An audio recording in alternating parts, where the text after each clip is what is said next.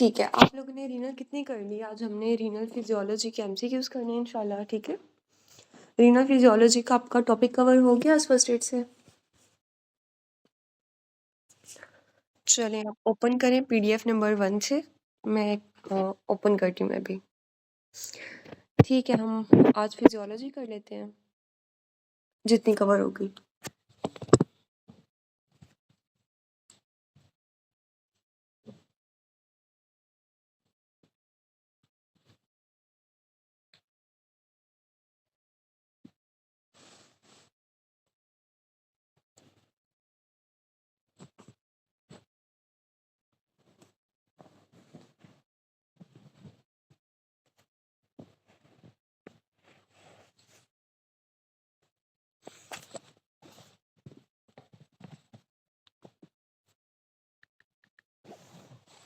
Page number आप PDF number 1 open कर लें। मैं भी पेज ओपन करके फिर मैं आपको पेज नंबर बताती हूँ। ठीक है, रीनल फिजियोलॉजी 88 पेज नंबर पे है, 4th एडिशन पे 88 पे है।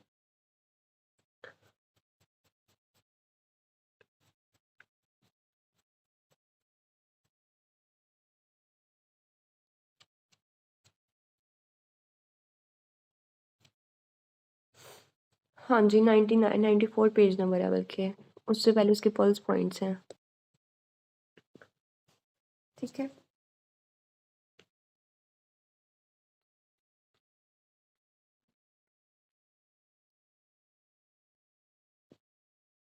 इसके टोटल 426 एमसीक्यूज हैं। ठीक है, हम कोशिश करते हैं कि एटलीस्ट 400 हमारे आज क्लास में हो जाए। ठीक है,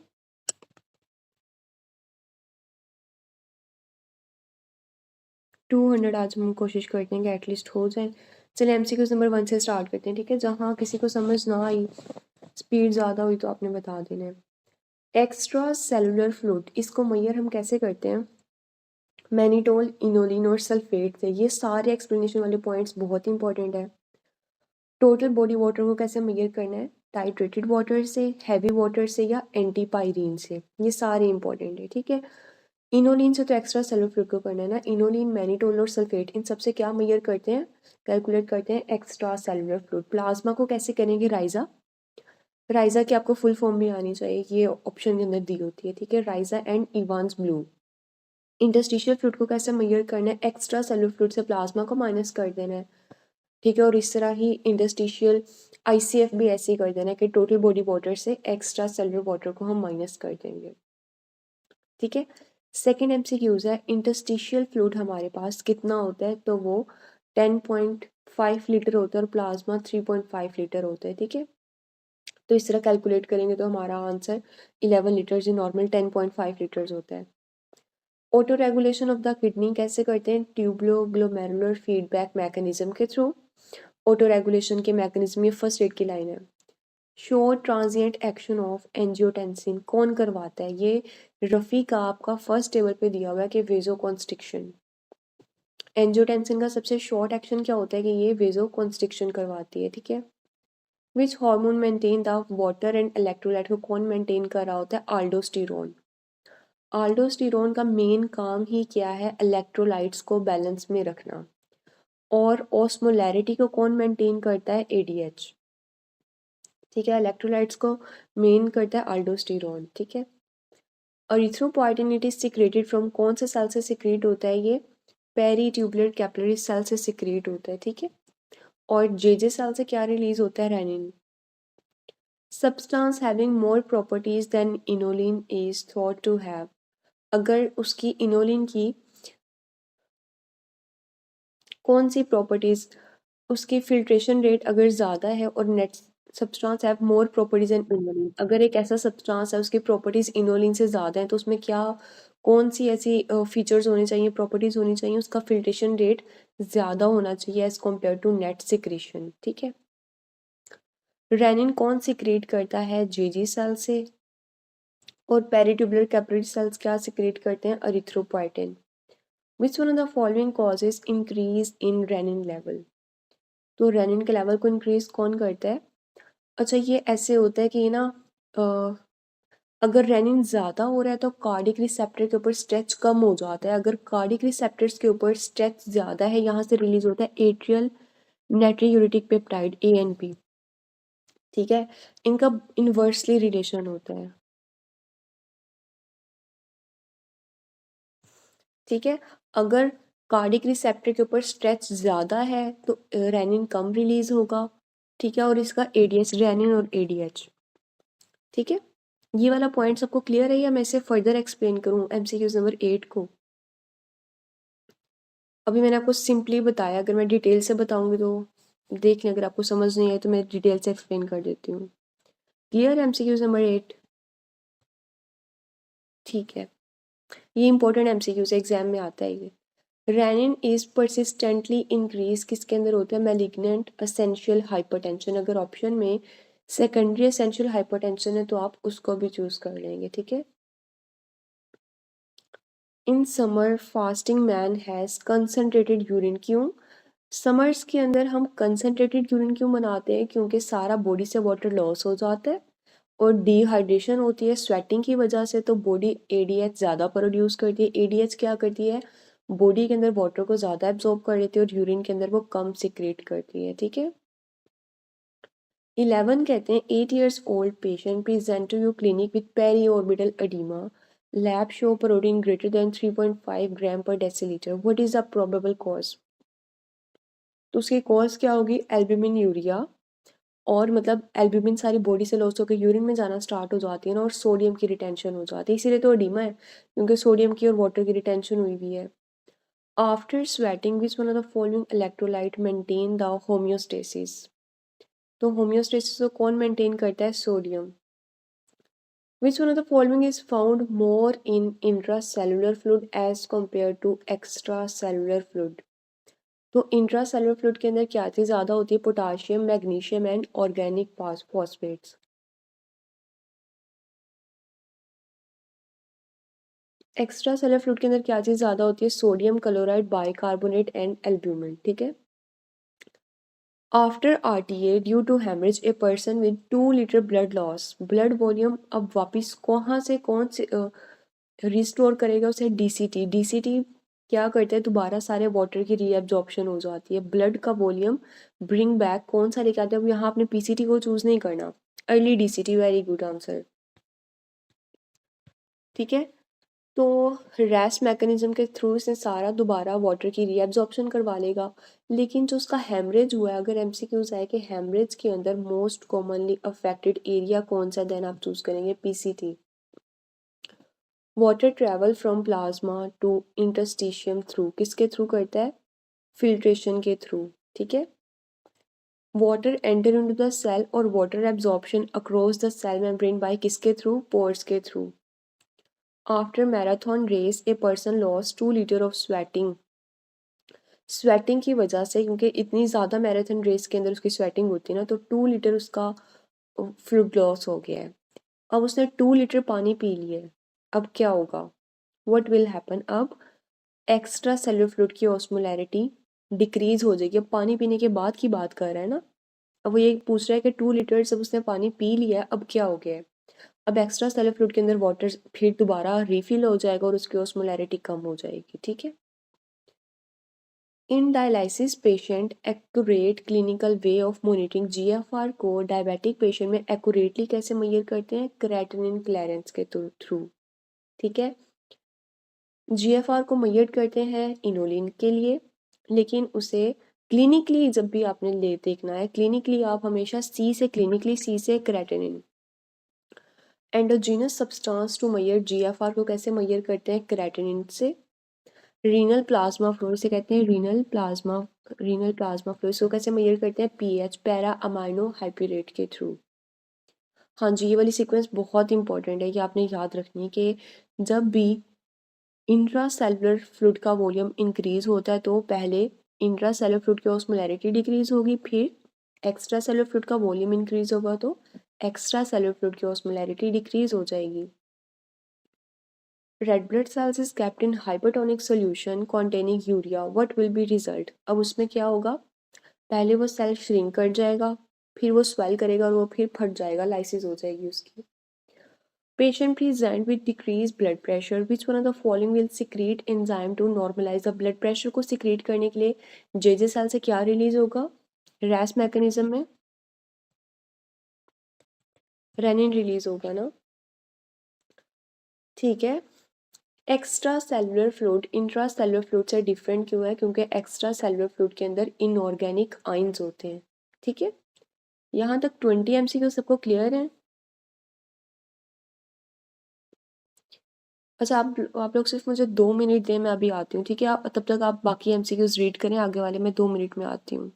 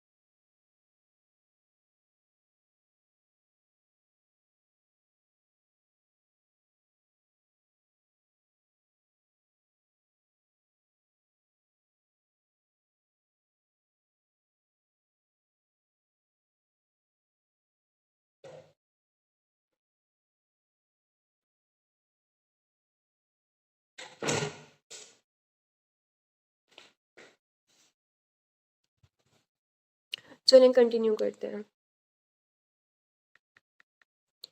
MCQ नंबर 21, आवाज़ क्लियर आ रही है? MCQ number 21, after RTA GFR decrease हो गया in patient came with excessive bleeding. तो GFR कम क्यों हो गया है? क्योंकि सारा ब्लड लॉस हो गया ना, तो GFR के अंदर जो एफरेंट आर्टीरियोल्स के अंदर जो ब्लड फ्लो आ रहा था वो भी डिक्रीज हो गया है, ठीक है। Buffer found in kidney but not in plasma. कौन सा ऐसा बफर है जो किडनी के अंदर होता है लेकिन प्लाज्मा में नहीं होता? तो अमोनिया जो है वो एक्सक्लूसिव रीनल बफर है आपके पास, ठीक है। मैक्सिमम एब्जॉर्प्शन ऑफ ग्लूकोज कहाँ से होती है? पीसीटी के लेवल से होती है, ठीक है।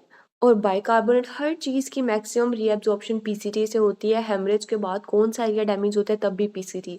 पीसीटी के इतने ज़्यादा एमसीक्यूज आते हैं तो वो सारे आप एक दफ़ा ना देख लीजिएगा, ठीक है। मतलब सारे में पीसीटी वाले एमसीक्यूज आएंगे आपके पास। मैक्सिमम ग्लूकोज की एब्जॉर्प्शन कहाँ होती है? पीसीटी के लेवल पे। अमाइनो एसिड, सोडियम, वाटर, हर चीज़ की मैक्सिमम रीअब्जॉर्प्शन पीसीटी के लेवल पे होती है। Decrease in nerve action potential, excitability of resting membrane potential. इसके लिए पहले हम इसके एक्सप्लेनेशन को रीड करते हैं। कहते हैं कि जब हाइपोकैलीमिया होता है, पोटाशियम कम होता है, तो नर्व की एक्साइटेबिलिटी डिक्रीज हो जाएगी, क्योंकि पोटाशियम तो है ही नहीं, तो नर्व एक्साइटेबिलिटी होगी नहीं, और अगर पोटाशियम ज़्यादा होगा तो नर्व एक्साइटेबिलिटी ज़्यादा होगी, रेस्टिंग मेम्ब्रेन पोटेंशियल को मेंटेन करेगी। अगर सोडियम कम है, अब जो सोडियम है ना, इसने ना स्लोप ऑफ एक्शन पोटेंशियल को मेंटेन करना होता है, ठीक है। तो जब सोडियम कम होती है तो एक्शन पोटेंशियल की जो हाइट होती है या स्लोप होती है वो छोटी होती है, ठीक है। और अगर सोडियम ज़्यादा है, एग्जैक्टली कैल्शियम जो है ना वो एज ए घर के बाहर जैसे बॉडी गार्ड्स होते हैं ना, अ, उसके तौर पे काम कर रहा होता है। अगर कैल्शियम ज़्यादा है तो वो सोडियम को सेल में एंटर नहीं होने देगा। अगर कैल्शियम कम है तो घर के बाहर बॉडी गार्ड ही नहीं है, तो कोई भी बाहर से आउटसाइडर जो है, जो सोडियम है, वो घर के अंदर एंटर हो जाएगा, ठीक है। बहुत इंपॉर्टेंट कॉन्सेप्ट है। हाइपरनेट्रीमिया यानी कि सोडियम अगर ज़्यादा है तो एक्शन पोटेंशियल की स्लोप भी बहुत बड़ी होगी। अगर कैल्शियम कम है तो एक्साइटेबिलिटी ज़्यादा होगी, अगर कैल्शियम ज़्यादा है तो एक्साइटेबिलिटी कम होगी। ये चीज़ मैंने एक्सप्लेन कर दी है। ब्लड के अंदर ये सारे बफर अब हम रीड कर लेते हैं एक्सप्लेनेशन में। कहते हैं कि मेजर ब्लड का बफर, प्लाज्मा का बफर, एक्स्ट्रा सेलुलर और इंटरस्टिशियम, सब के अंदर जो मेजर बफर है वो बाइकार्बोनेट है। मेजर रेड ब्लड सेल्स का बफर कौन सा है? रेड ब्लड सेल्स के अंदर क्या होती है? हीमोग्लोबिन होती है। सेल के अंदर इंट्रा सेलुलर बफर कौन सी होती है? प्रोटीन होती है। मेजर रीनल बफर कौन सी होती है? फॉस्फेट। लेकिन मैंने आपको क्या बताया? एक्सक्लूसिव का वर्ड, एक्सक्लूसिव रीनल बफर कौन सी होती है? अमोनिया होता है। मेजर यूरिनरी बफर कौन सा है? अमोनियम। मेजर बोन का बफर कौन सा है? Calcium carbonate. क्योंकि बोन के अंदर कैल्शियम होती है ना, ये बहुत इंपॉर्टेंट है। इसे चाहे आप एक पेज ले लें, उसके ऊपर 3-4 दफ़ा जब आप लिख के देखेंगे ना, फिर आपको ये याद हो जाएगा, या रिवाइज कर लें बार बार। GFR increase by which one of the following. GFR अगर इंक्रीज होती है, ये पहले हम एक्सप्लेनेशन रीड करते हैं। दो कंडीशन है। एक कंडीशन है जिसमें GFR इंक्रीज हो रही है, कुछ कंडीशन है जिसमें GFR डिक्रीज हो रही है। इंक्रीज कब होगी? एफरेंट आर्टेरियोल से सारा GFR के अंदर ब्लड, ग्लोमेरुलस के अंदर ब्लड आता है, और ईफरेंट आर्टेरियोल से वो ग्लोमेरुलस से ब्लड एग्जिट कर जाता है, ठीक है। अब जो एफरेंट आर्टेरियोल्स है, जब वो डायलेट हो जाएगी तो GFR ज़्यादा हो जाएगा, और इफरेंट आर्टेरियोल अगर कॉन्स्ट्रिक्ट हो गई है तब भी GFR इंक्रीज हो जाएगी, ठीक है। और प्लाज्मा प्रोटीन का इनवर्स रिलेशन है कि अगर प्लाज्मा प्रोटीन कम है तो GFR ज़्यादा हो जाएगी, और नीचे वाइस वर्सा नीचे दिया हुआ है कि डिक्रीज GFR किन किन कंडीशन में। इसके बिल्कुल ऊपर वाली टर्म्स के ऑपोजिट है। एफरेंट आर्टेरियोल अगर कॉन्स्ट्रिक्ट है तो GFR कम हो जाएगी, इफरेंट आर्टेरियोल अगर डायलेट है तो भी GFR कम हो जाएगी, प्लाज्मा प्रोटीन अगर ज़्यादा है तब भी GFR कम हो जाएगी, और यूरेटर की कॉन्स्ट्रिक्शन के अंदर भी GFR कम हो जाएगी, ठीक है। Blood flow of renal system it is regulated by, कौन मेंटेन करता है? ट्यूबुलो ग्लोमेरुलर फीडबैक मैकेनिज्म, ठीक है। रीनल प्लाज्मा फ्लो को डिक्रीज कौन करता है? रीनल आर्टरी की कॉन्स्ट्रिक्शन से, ठीक है। अगर रीनल आर्टरी कॉन्स्ट्रिक्ट हो जाएगी तो रीनल प्लाज्मा फ्लो भी कम हो जाएगा। जाहिर है उसमें ब्लड ही नहीं आ रहा, तो रीनल प्लाज्मा फ्लो कैसे इंक्रीज हो? Which hormone works on the kidney, kidney के ऊपर कौन एक्ट कर रहा होता है? आल्डोस्टेरोन। किसको मेंटेन करता है? ओस्मोलैरिटी को या इलेक्ट्रोलाइट्स को?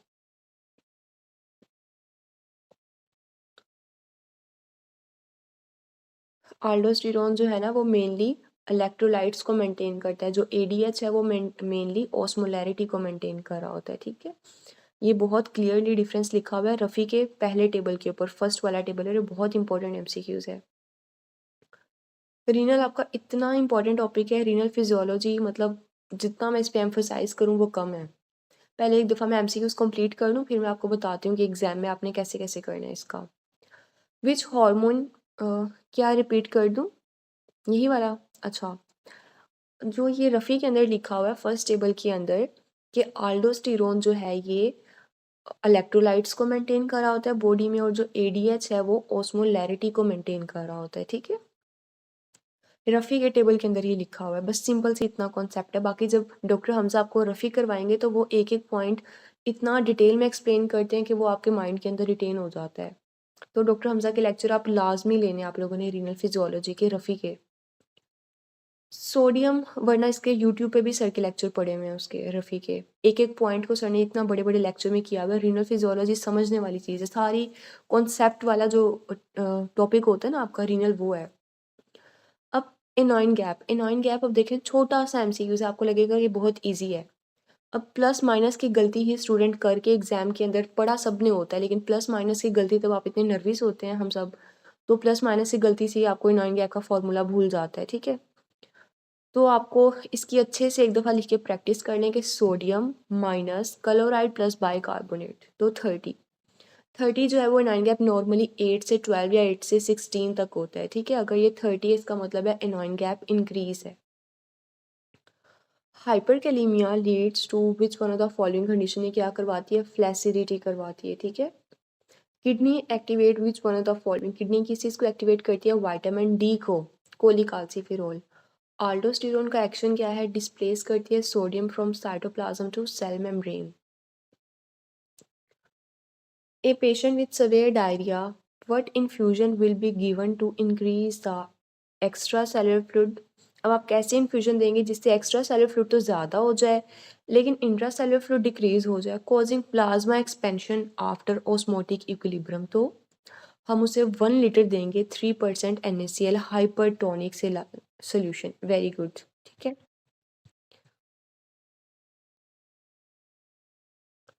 Vasopressin secretion is increased bye, vasopressin का दूसरा नेम कोई बता सकता है क्या होता है, vasopressin,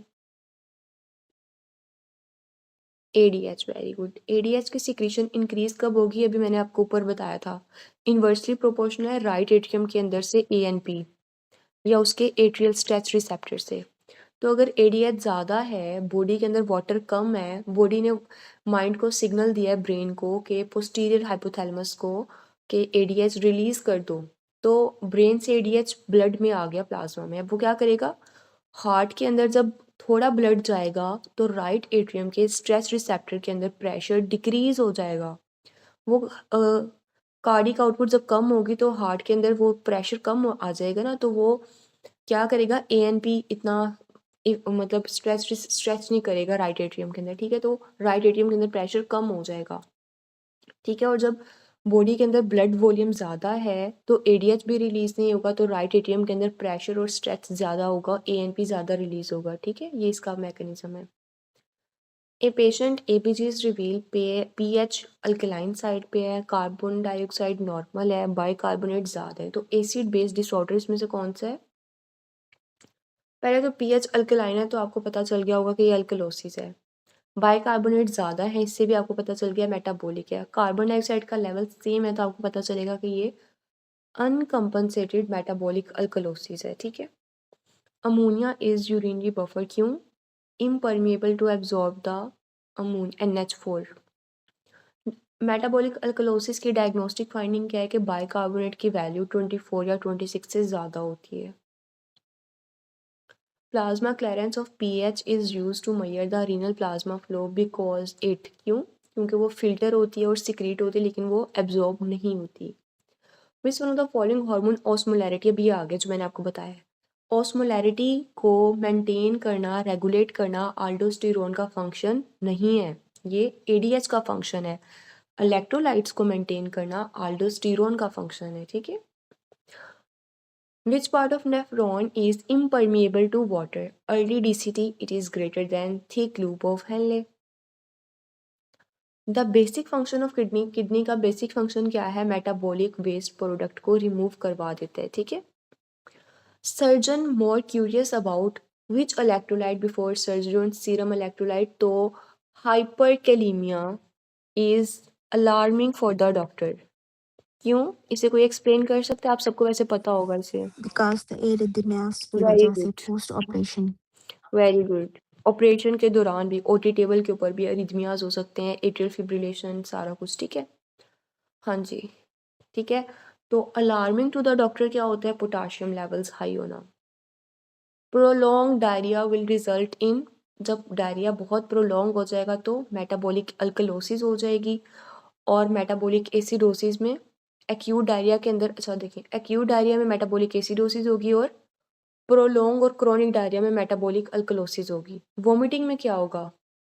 metabolic alkalosis, very good. ठीक है, अब देखिए आपको सिर्फ नेम ही आते होंगे तो इसको मैं एक्सप्लेन करूं। इसमें सारी पीएच डिस्टर्ब हो जाएगी ना, सारी बॉडी से जब इलेक्ट्रोलाइट्स लॉस हो जाएंगे तो पीएच उसकी डिस्टर्ब हो जाएगी। ठीक है, तो इनिशियली हमारे पास मेटाबॉलिक एसिडोसिस हो जाएगी।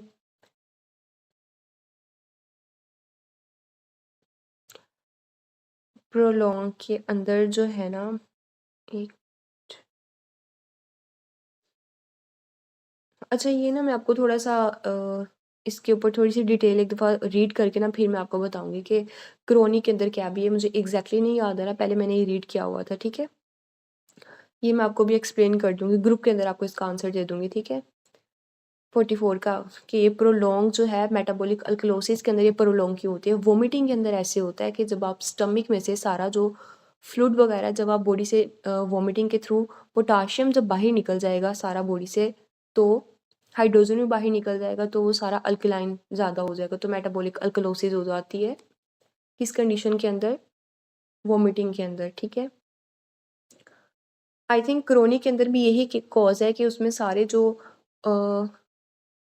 एनाइंस है ना, हाइड्रोजन पोटाशियम, ये सारे लॉस हो जाते हैं बॉडी से, तो सारा वो वोमिटिंग सॉरी बाइकार्बोनेट्स ज़्यादा रह जाएंगे। ठीक है, फर्दर मैं आपको इसकी एक दफ़ा कंफर्म करके बताऊंगी कि क्रोनिक डायरिया के अंदर मेटाबॉलिक अल्कलोसिस क्यों होती है। ठीक है, सिस्टोलिक प्रेशर इज़ हाईएस्ट। अच्छा अब इसकी सीक्वेंस है, मैक्सिमम पल्स प्रेशर कहाँ होता है? डोर्सालिस पीडस में, then femoral, then popliteal, then aorta. Highest systolic pressure कहाँ होता है? रीनल आर्टरी के अंदर होता है। ठीक है,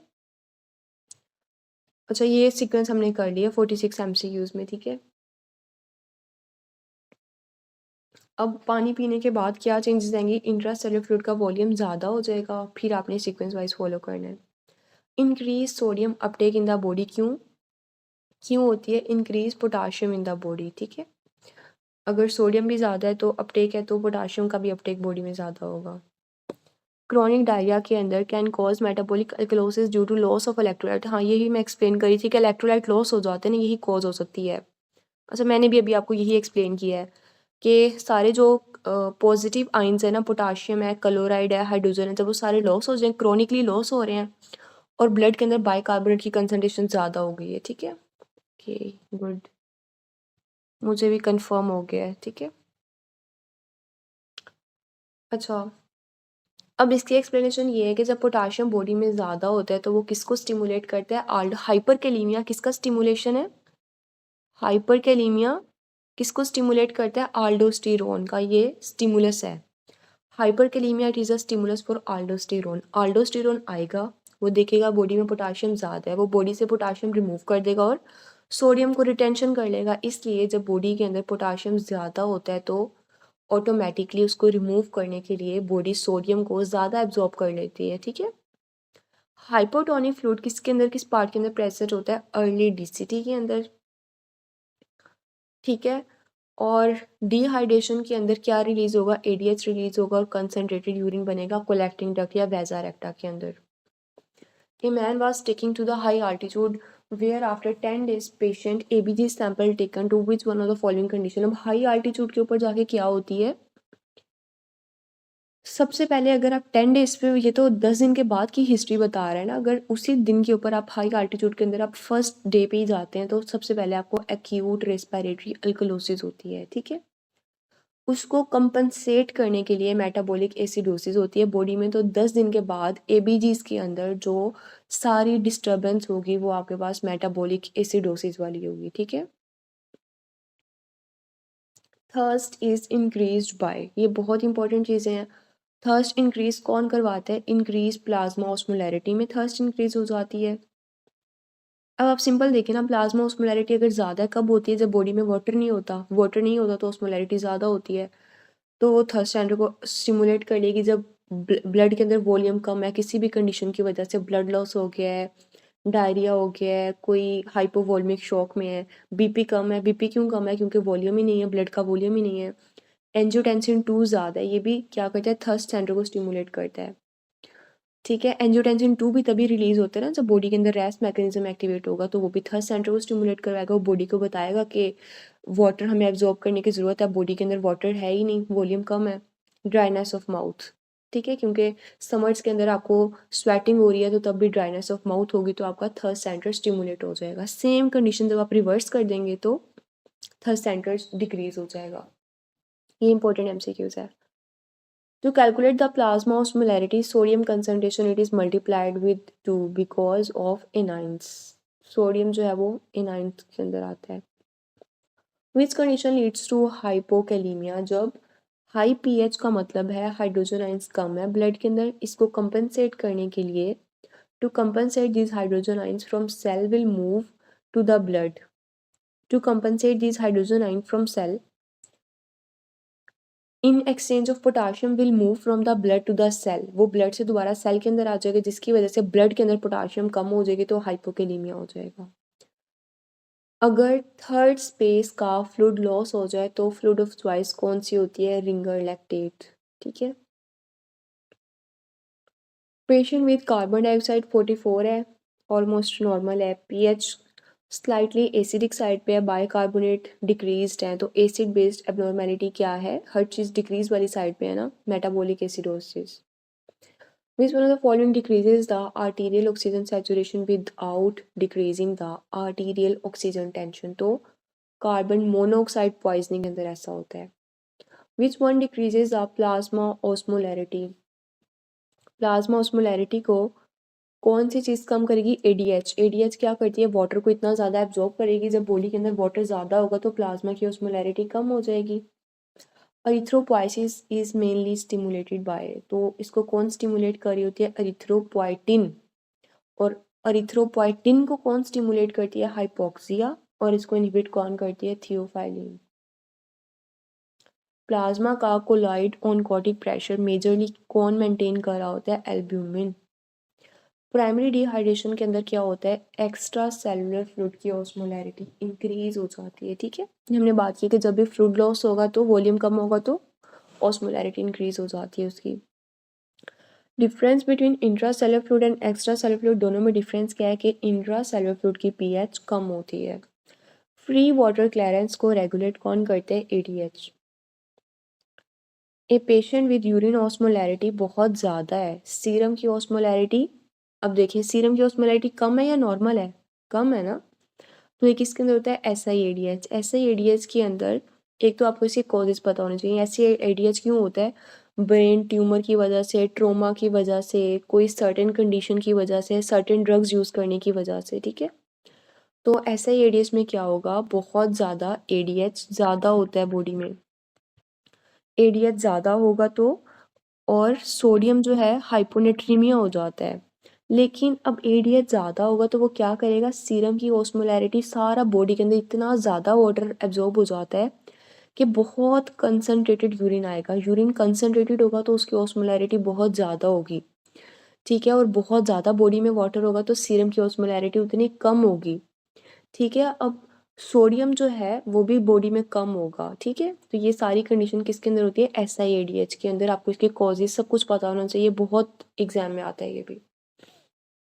63, a patient having carbon dioxide raised है, पीएच कम है, एसिडिक साइड में बाइकार्बोनेट भी रेज्ड है, तो ये कौन सी है? Respiratory acidosis. रेस्पिरेटरी क्यों? क्योंकि कार्बन डाइऑक्साइड ज़्यादा है ना, तो रेस्पिरेटरी आएगा। कार्बन डाइऑक्साइड के अंदर इशू आता है तो रेस्पिरेटरी होगा। बाइकार्बोनेट में मसला आ रहा है तो वो मेटाबॉलिक होगा। पीएच देख लेंगे, अगर वो कम है तो एसिडिक होगी, ज़्यादा है तो वो अल्कलोसिस होगी, ठीक है।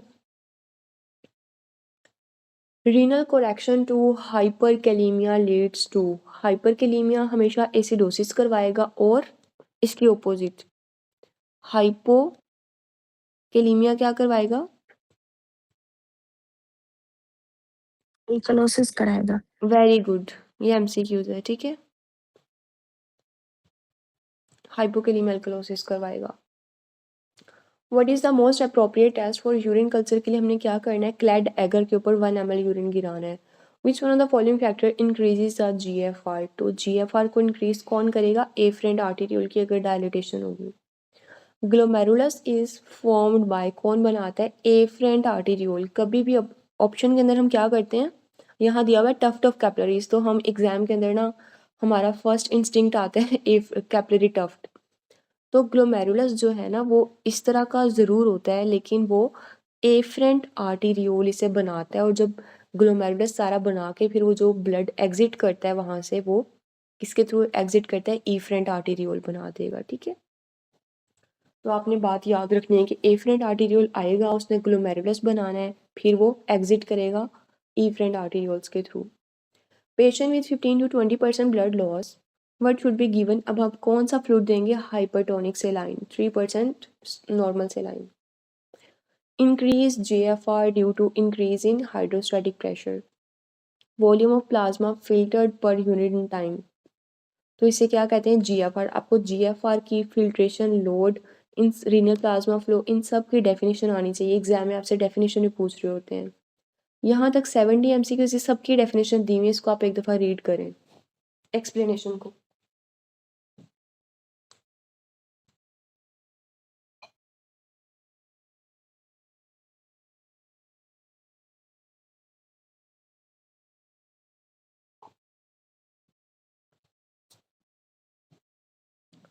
कहते हैं कि GFR को कैसे करते हैं? Volume of the plasma filtered per unit time, इसे कहते हैं GFR। क्लैरेंस को कैसे डिफाइन करेंगे? Volume of plasma cleared of a substance per unit time. Volume of a substance filtered per unit time को क्या कहेंगे? Filter load. और if clearance of a substance it is greater than GFR, तो उसे tubeless secretion कहेंगे। ठीक है, ये सारी डेफिनेशन आपने याद करके जानी है एग्जाम में। GFR की नॉर्मल वैल्यू कितनी होती है? 120 ml या 125 ml पर मिनट। 120 होती है वैसे नॉर्मली। एंजियोटेंसिन 2 शॉर्टेस्ट फंक्शन क्या है? आर्टेरियोल के स्मूथ मसल के ऊपर कॉन्ट्रैक्ट करवाती है, तो आर्टरीज वेजोकंस्ट्रिक्शन में चली जाती हैं। रिगार्डिंग DCT पे क्या होता है? Confers a final composition of the urine. ठीक है, DCT ना ये बहुत ज़्यादा डाइल्यूटेड यूरिन बनाती है, यहाँ से डाइल्यूटेड यूरिन, तो ये फाइनल कंपोजिशन यूरिन की है वो DCT से सिलेक्ट होती है। By increasing the specific gravity of urine, तो विच फंक्शन इज टेस्टेड? तो आप कौन सा क्या चेक करेंगे? कंसंट्रेशन को। A young person presented with high glucose, cosmal breathing and unconsciousness and urinary ketone positive है। Diagnosis of DKA made, which one act as a buffer in this condition? तो DK के अंदर buffer अब कौन सा होगा? Bicarbonate. Bicarbonate DK के अंदर क्या हो जाते हैं? कम हो जाते हैं। DK के अंदर क्या होती है? मेटाबॉलिक एसिडोसिस होती है। ठीक है, what changes are seen in a patient who is given 1 liter of normal saline? तो अगर हम किसी पेशेंट को 1 लीटर नॉर्मल सेलाइन देते हैं तो उसकी यूरिन, उसके अंदर बहुत ज़्यादा वाटर है ना, अगर मैं बहुत ज़्यादा पानी पी रही हूँ या मुझे कोई नॉर्मल सेलाइन की मुझे ड्रिप लग गई है, तो यूरिन जो है वो डाइल्यूटेड आएगा ना। तो डाइल्यूटेड यूरिन है तो यूरिन की ऑस्मोलैरिटी कम होगी, वो डाइल्यूटेड यूरिन होगा। ठीक है, इस तरह आपने याद करना है। हाइपरकेलीमिया के अंदर एसिडोसिस होगी, हाइपोकेलीमिया में अल्कलोसिस होगी। सवेयर डिहाइड्रेशन के अंदर क्या चेंजेस आएंगी? एक्स्ट्रा सेलुलर फ्लूइड हाइपरटोनिक हो जाएगा। ठीक है, क्योंकि उसका सारा वाटर लॉस हो गया, एक्स्ट्रा सेलुलर फ्लूइड से उसकी ऑस्मोलैरिटी ज़्यादा होगी, वो हाइपरटोनिक हो गया है। Sodium level in the body regulate कौन करेगा? Aldosterone. PAH is use to measure, किसके लिए मैयर करते हैं? रीनल प्लाज्मा फ्लो के लिए। ठीक है, minimum amount of urine should be excreted per day to pass the metabolic waste, कितना मिनिमम हमें कितना यूरिन आना चाहिए? 0.5 लीटर या फिर 500 ml। ठीक है, lymph node decreases by increase of, अगर लिम्फ नोड कम है तो ऑनकोटिक प्रेशर ज़्यादा अगर होगा, वाइस वर्सा, अगर ऑनकोटिक प्रेशर कम है तो लिम्फ फ्लो इंक्रीज हो जाएगा। इन chronic respiratory acidosis what is in normal? तो क्रॉनिक रेस्पिरेटरी एसिडोसिस की कंडीशन के अंदर पीएच जो है वो नॉर्मल हो जाएगी। ठीक है, कहते हैं क्रॉनिक रेस्पिरेटरी एसिडोसिस के अंदर रीनल कंपोजिशन बाइकार्बोनेट की रीअब्जॉर्प्शन ज़्यादा हो जाती है, इसकी वजह से आर्टरी की जो पीएच है कंपनसेटेड हो गई ना, मतलब कंपनसेशन की बात करें, क्रोनिक केसेस के अंदर उसकी क्या हो गई है, कंपनसेशन। यूरिटेरिक ऑब्स्ट्रक्शन क्या कॉज करती है, जीएफआर कम हो जाएगा, हमने पीछे भी बात कर ली है इसकी। ये ना फर्स्ट एड के अंदर बहुत अच्छा सा टेबल बना के दिया हुआ है, तो वो टेबल आपने अच्छे से रिवाइज करना है एग्जाम के करीब जाके, ठीक है। आप भी तो फर्स्ट टाइम रीड कर रहे हैं ना फर्स्ट एड, तो टेबल रीनल फिजियोलॉजी आप जितनी दफ़ा करेंगे उतनी दफ़ा कम है, और एग्जाम पॉइंट ऑफ व्यू से renal physiology high rated topics के अंदर आता है। एंजियोटेंसिन 1 कन्वर्ट किस में होता है, एंजियोटेंसिन 2 में इन द लंग्स, और लंग्स में फिर वो एक्टिवेट होता है angiotensin 2। Counter current exchange mechanism kidney के अंदर, प्रेजेंस ऑफ वाजा रेक्टा, ठीक है। मेन एक्शन ऑफ आल्डोस्टेरोन क्या होता है, maintenance of sodium and potassium in the body fluid. Aldosterone तो हमने अभी क्या बात की है कि इसने किसको मेंटेन करना है, इलेक्ट्रोलाइट्स को। हमने अभी यही बात की है ना तब से कि आल्डोस्टेरोन ने किसको मेंटेन करना है, इलेक्ट्रोलाइट्स को, और एडीएस ने किसको मेंटेन करना है, ऑस्मोलैरिटी को, ठीक है। तो ये छोटी छोटी बातें आपने याद करनी है। अमाउंट, ये डेफिनेशन आ गई है, amount of a substance filtered per minute minus the formula, ये minus the amount of substance that appears in the urine, इसे कहते हैं ट्यूबुलर एब्जॉर्प्शन। ये भी आई थिंक फर्स्ट एड के अंदर, या आई थिंक जो रीनल पल्स पॉइंट है या रफ़ी के अंदर कहीं एक जगह पे ना इसके सारी सिक्रीशन की डेफिनेशन, एब्जॉर्प्शन की, फिल्ट्रेशन, सबकी definition exam point of view से इम्पॉर्टेंट हैं, ठीक है।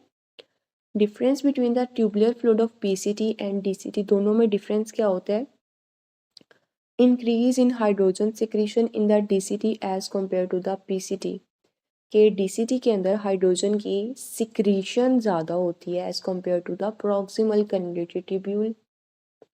इन syndrome of apparent mineralocorticoid excess क्या चीज़ प्रेजेंट होती है, हाइपरटेंशन होती है ऐसे पेशेंट्स में, बीपी उनका ज़्यादा होता है। डिहाइड्रेटेड पेशेंट है, विच आइन इमीडिएटली हेल्प इन कंपनसेशन, तो सोडियम हेल्प करेगा उसे। सोडियम अगर रीएब्जॉर्ब होता है तो साथ वाटर को भी रीएब्जॉर्ब कर लेता है, अगर सोडियम एक्सक्रीट होता है, वाटर एक्सक्रीट होता है, तो अपने साथ सोडियम को भी एक्सक्रीट करवाता है, नेट यूरिसिस और डायूरिसिस। सोडियम की एक्सक्रीशन को क्या कहते हैं, नेट यूरिसिस। प्राइमरी एड्रिनल इनसफिशिएंसी, इसमें क्या होता है, इसे इसका दूसरा नेम होता है एडिसन डिजीज़। तो एडिसन डिजीज़ में ACTH, कोर्टिसोल सब कुछ कम होता है और पोटाशियम ज़्यादा होता है। डिहाइड्रेशन डज नॉट अफेक्ट, किसको अफेक्ट नहीं करता, पीसीटी को अफेक्ट नहीं करता। रेड ब्लड सेल अगर स्वेल हो जाते हैं, अगर हम उसे रखें यूरिया के अंदर, 250 मिलीमोल यूरिया के अंदर रखें तो रेड ब्लड सेल स्वेल हो जाएंगे। Action potential reduced in, action potential कम होगा अगर सोडियम कम है, तो हमने बात की कि ये क्या करा होता है, slope of action potential.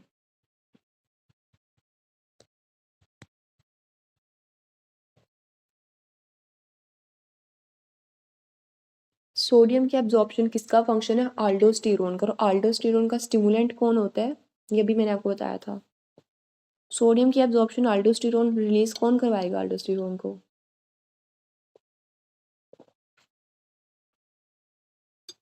Very good, hyperkalaemia, ठीक है। ए मैन स्मोकर है having hyponatraemia and hyper osmotic urine most likely have inappropriate ADH syndrome, ठीक है। Kidney best mechanism to preserve the volume, kidney का बेस्ट मैकेनिज्म क्या है to preserve the volume, कैसे करती है, रेनिन की सिक्रीशन करवा के, रेस्ट मैकेनिज्म सारा ना। PH is defined as, pH को कैसे डिफाइन करते हैं, negative log of hydrogen ion. 100 MCQs in metabolic acidosis, how is renal compensation done, metabolic acidosis में हम क्या करते हैं, ग्लूटामीन की सिक्रीशन ज़्यादा होती है। ये ना जब आप फर्स्ट एड के अंदर जो नेफ्रॉन करेंगे ना, सारा नेफ्रॉन डिटेल में, तो उसके अंदर लिखा हुआ है कि ग्लूटामेट की सिक्रीशन होती है, फिर वो कैसे बाइकार्बोनेट सारा बनाती है, मतलब ये सारा बहुत डिटेल्ड मैकेनिज्म है, ठीक है। तो जो सारा बाइकार्बोनेट का, कार्बन डाइऑक्साइड, वाटर, ये सारी जो बन रही होती है ना चीज़ें पीसीटी के अंदर, तो ये सारी मेटाबॉलिक एसिडोसिस के अंदर उसकी कंपनसेशन कौन करता है? ग्लूटामेट की सिक्रीशन इंक्रीज हो जाती है। What is the role of extra cellular fluid? ये क्या करवाती है? Exchange of substance. 100 MCQs clear है सबको? आगे कंटिन्यू करें।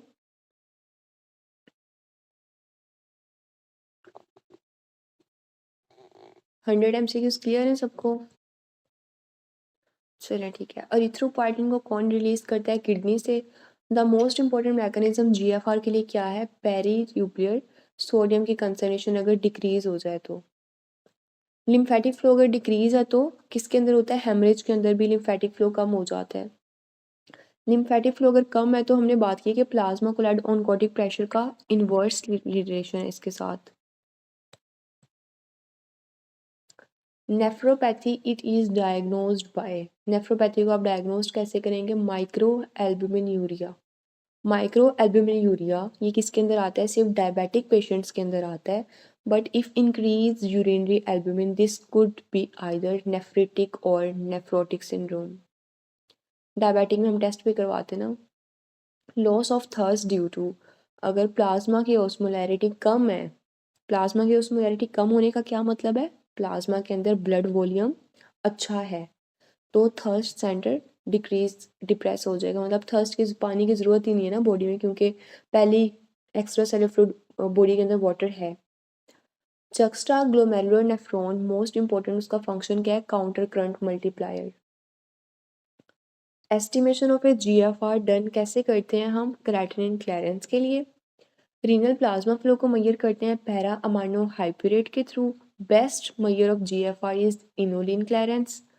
नेगेटिव फ्री वाटर क्लियरेंस किसके अंदर होता है? SiADH। कोई स्टूडेंट माइक ऑन करके अब ऐसी SiADH का सारा एक्सप्लेन कर सकता है जो मैंने बताया था आपको? सारी कहानी SiADH के अंदर क्या होता है?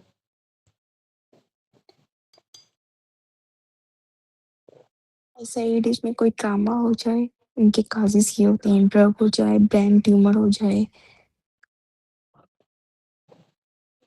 अच्छा, ओवरऑल अब जब आप सीरम के अंदर और यूरिन के अंदर क्या क्या चेंजेस आएंगे? कौन कौन सी चीज़ें इंक्रीज होंगी, डिक्रीज होंगी पैथोलॉजीज की? मतलब क्या इफेक्ट आएगा?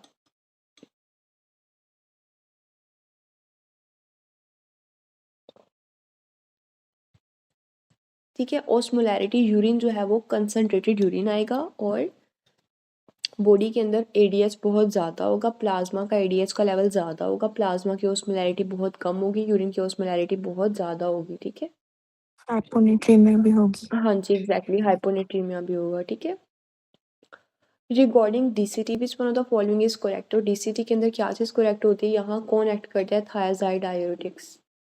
ब्लड प्रेशर अगर उसका ज़्यादा है and increase renin it is due to तो RAS mechanism sympathetic renal nerve.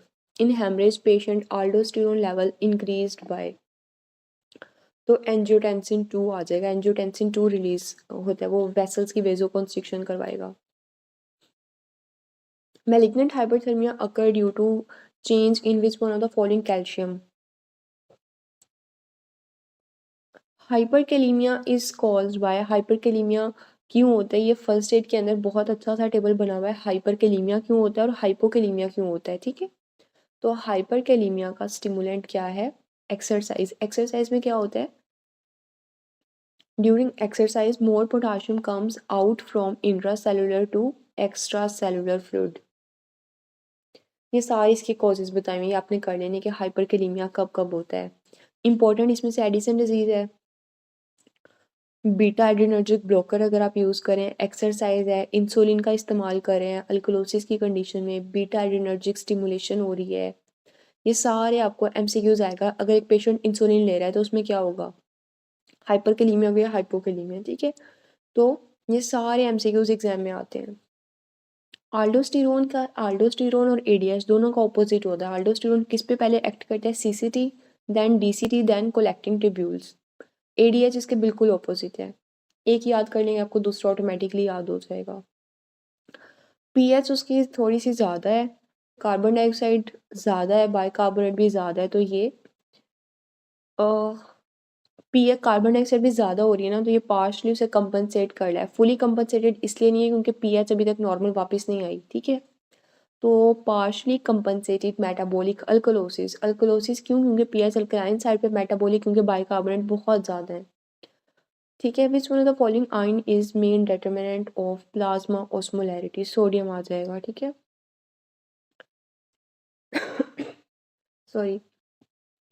Effect of, अगर सोडियम ज़्यादा है हाइपरनेट्रीमिया, तो बॉडी के अंदर क्या इफेक्ट आएगा? सेल श्रिंक कर जाता है। क्यों? रीड करते हैं इसको। हाइपरनेट्रीमिया का मतलब है extra cellular fluid has more sodium that will lead to extravasation of fluid from cell into the extra cellular fluid. Sodium क्या करेगा? सेल के अंदर से सारा फ्लूइड निकाल के एक्स्ट्रा सेलुलर फ्लूइड के अंदर अपने पास ले आएगा। Action potential will easily generate with हाइपरनेट्रीमिया, तो जब हाइपरनेट्रीमिया होगा तो एक्शन पोटेंशियल किस पे एक्ट करता है? स्लोप ऑफ एक्शन पोटेंशियल ज़्यादा लंबी होगी। Which one of the following is use to calculate the total body water, तो टोटल बॉडी वाटर को हमने ये एमसीक्यूज कर लिया पहले, antipyrine. Which one of the following decreases the osmolarity, को डिक्रीज कौन करता है? ADH zona glomerulosa is linked with sodium reabsorption and potassium secretion. Albumin and red blood cells in the urine due to damage of glomerulus. Which one of the following is prominent? RTA का feature क्या है कि इसमें हाइपरकेलीमिया हो जाता है। Which one of the following drug is actively secreted in the by kidney, तो penicillin actively secrete हो जाती है। इन कौन सी ऐसी ड्रग है, हमने कल भी की थी, जो अगर एक किडनी के मैंने रीनल फंक्शंस करवाए हैं, RFTs करवाए हैं, अब कौन सी ऐसी ड्रग है, मैक्रोलाइड्स का ग्रुप है, जो मैं नहीं दे सकती किडनीज में, वो नेफ्रोटॉक्सिसिटी करवाएगी अगर मेरी क्रेटिनिन लेवल रेज्ड आई है। कल हमने की थी, क्या नेम है उसका? जेंटामाइसिन बच्चों,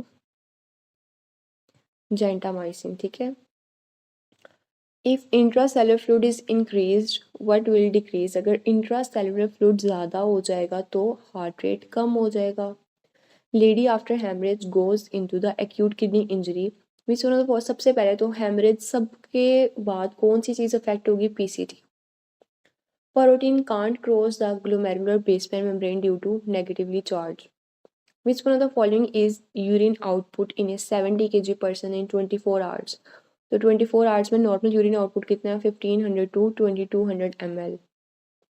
एफरेंट रीनल आर्टेरियोल्स क्या बनाते हैं? ग्लोमेरुलस। एफरेंट आएगा वो ग्लोमेरुलस बनाएगा, एग्जिट करेगा इफरेंट आर्टेरियोल्स। इफरेंट आर्टेरियोल्स आगे जाके पतली पतली पेरिट्यूबुलर कैपिलरीज बना देंगी। Which one of the following ion has profound effect in the extracellular fluid, तो extracellular fluid में क्या चीज़ ज़्यादा होती है? सोडियम ज़्यादा होता है। और इंट्रासेलुलर फ्लूइड में क्या चीज़ ज़्यादा होती है? पोटाशियम ज़्यादा होता है। The ability of a kidney to excrete the concentrated urine will increase अगर rate of blood flow through the medulla अगर डिक्रीज हो गया, और वो डिक्रीज क्यों होगा? ब्लड फ्लो हाइपोवोल्मिया है तो ब्लड डिक्रीज हो जाएगा। Which one of the following is a function of erythropoietin, क्या करता है? हेमोग्लोबिन को इंक्रीज करवा देता है। Renin is inhibited by, renin को इनहिबिट कौन करता है? Angiotensin. Haemoglobin saturation increases in which one of the following condition, तो अगर पार्शियल प्रेशर ऑफ ऑक्सीजन ज़्यादा है तो हीमोग्लोबिन को वो कम्प्लीटली उसके साथ कंबाइन करवा के सैचुरेशन उसकी भी ज़्यादा हो जाएगी ना। A person drinks 600 ml of water, how much water it will be present in the plasma, तो इसे मैयर कर लेते हैं कि अगर 600 टोटल है तो प्लाज्मा के अंदर एक्स्ट्रा सेलुलर फ्लूइड में 1/3 जाएगा ना, तो 200 होगा। और 200 के अंदर भी उसका जो है ना 1/4 प्लाज्मा होता है, बाकी 3/4 इंटरस्टिशियल होता है, तो 50 ml बन जाएगा। ये आपको कैलकुलेट, अब देखिए ईजी सी कैलकुलेशन है। रीनल फिजियोलॉजी में से ना एग्जाम के अंदर 3 to 4 MCQs आपके पास आएंगे कैलकुलेशन वाले, और एग्ज़ाम के अंदर आपके लैपटॉप के स्क्रीन के ऊपर कैलकुलेटर दिया होता है, लेकिन आपने उसे सिर्फ 2 मिनट्स यूज़ करना है उसके, क्योंकि अगर आप ज़्यादा टाइम कैलकुलेटर यूज़ करते रहेंगे तो आपका बाकी टाइम निकल जाएगा। ठीक है, और एग्ज़ाम से पहले आपने अपने फार्मूला सारे अच्छे से रिवाइज करके जाने हैं। और मुझे मेरे एग्ज़ाम में आया था GFR को कैलकुलेट करना। ठीक है, GFR को बहुत मुश्किल सा फार्मूला था वो। ठीक है, 137 कहते हैं कि पेशेंट हैविंग, जैसे इसका भी इनॉइन गैप हमने कर लिया है, ये वाले फार्मूलाज आ जाएंगे भी, जितनी छोटी छोटी कैलकुलेशन, जैसे ये वाला फार्मूला आ गया, ये आपको कैलकुलेट करना आ जाएगा। कम्युनिटी मेडिसिन करेंगे तो उसमें मीन, मोड एंड मीडियन इन सब से एक कैलकुलेशन आपको लाजमी आती है। मतलब ओवरऑल पूरे पेपर में 3 से 4 कैलकुलेशंस वाले एमसीक्यूज़ होंगे। तो जितने भी एमसीक्यूज़ आ रहे हैं अपनी एक डायरी बना लें। जैसे आप अपनी रीनल फिजियोलॉजी की आप अपनी डायरी साथ रख लें, उसके ऊपर आप अपना फार्मूला लिख लें। ठीक है, तो वो एग्ज़ाम देने से पहले एक रात पहले जब आपका एग्ज़ाम होगा तो आपने वो सारे फार्मूला रिवाइज़ कर लेने हैं और इस तरह आपके कैलकुलेशन वाले एमसीक्यूज़ सॉल्व हो जाएंगे ईज़िली। ठीक है। Patient having science of hypoxia with normal breathing, partial pressure of oxygen ठीक है, कार्बन डाइऑक्साइड कम है, बाइकार्बोनेट भी कम है, तो फुली कंपनसेटेड मेटाबॉलिक एसिडोसिस है। ठीक है, उनके पीएच नॉर्मल है। Which one of the following has same osmolarity, same osmolarity to the plasma, तो प्लाज्मा के साथ आइसोटोनिक कौन सा होता है? ये आइसोटोनिक कहते हैं इसको। आइसोटोनिक सोल्यूशन कौन सा होता है हमारे पास? Isotonic fluid 0.9% normal saline. 60 years old man, business is evaluated by physician for high blood pressure which was raised 185 over 130 mmHg. Lab reveal increased plasma renin activity. His plasma aldosterone level is high. Left renal vein के अंदर rennin ज़्यादा है, right के अंदर कम है, तो left side की जो रीनल वेन है उसका रीनल आर्टरी स्टेनोसिस हुई हुई है। Mesangial cells have contractile property which helps them to maintain the renal blood flow. Fanconi syndrome में ATP डिक्रीज्ड है at the PCT linked with glycosuria. Glycosuria को कोई एक्सप्लेन कर सकता है? मतलब आपके माइंड में क्या आता है? ग्लाइकोसयूरिया टर्म क्या है, ये क्या बताना चाह रहा है? Glycosuria means what? Very good, glucose in the urine. ठीक है, मतलब वो अपना थ्रेशोल्ड ही आपने फर्स्ट एड के अंदर दिया हुआ है। इसे कहते हैं स्प्लेस फिनोमिना।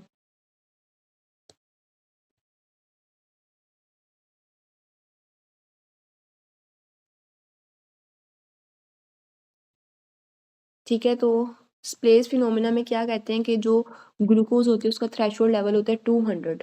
तो 200 से ज़्यादा जब आपकी बॉडी में ग्लूकोज आना शुरू हो जाएगा तो पीसीटी उसे बॉडी में एब्जॉर्ब करती है ना, 100% ग्लूकोज और अमाइनो एसिड्स को एब्जॉर्ब करती है। जब उससे ज़्यादा वो कहेगी अब तो बहुत ज़्यादा ग्लूकोज आ गई, तो वो पीसीटी कहेगी कि अब मेरी बस हो गई है, अब मैं और ज़्यादा एब्जॉर्ब ग्लूकोज को नहीं करूँगी, वो उसे सारी यूरिन के अंदर निकालना शुरू कर देगी। तो जब यूरिन के अंदर ग्लूकोज आना शुरू हो जाती है उसे कहते हैं ग्लाइकोसयूरिया। Most important stimulus for release of aldosterone is hyperkalemia. Hyperkalemia तो ये साथ एब्जॉर्ब किस चीज़ को एब्जॉर्ब करवाएगा? एब्जॉर्प्शन किसकी होगी? सोडियम की। वो कहेगा आल्डोस्टेरोन पोटाशियम ज़्यादा है, आल्डोस्टेरोन को स्टिमुलेट करेगा, आल्डोस्टेरोन कहेगा चलो पोटाशियम को मैं बाहर निकालता हूँ और सोडियम को एब्जॉर्ब करता हूँ। विच one of the following cause vasoconstriction कौन करवाता है? मोस्ट इंपॉर्टेंट जो है ना वो ADH है आपके पास। ठीक है, अभी हमने पीछे किया था कि आर्टीरियोलर वेसोकंस्ट्रिक्शन कौन सा हार्मोन करवाता है, उसमें ADH नहीं था। आप वहाँ कौन था? एंजियोटेंसिन 2। ठीक है, what is more in dialysing fluid? तो डायलाइजिंग फ्लूइड के अंदर बाइकार्बोनेट्स ज़्यादा होते हैं, ग्लूकोज ज़्यादा होती है। Which one of the following substance can be use to measure the volume of plasma? Volume of plasma को कैसे मेजर करते हैं? इवान्स ब्लू डाई से। Hyponatraemia it is due to increase level of water. Water बहुत ज़्यादा, इसकी example क्या है? SiADH।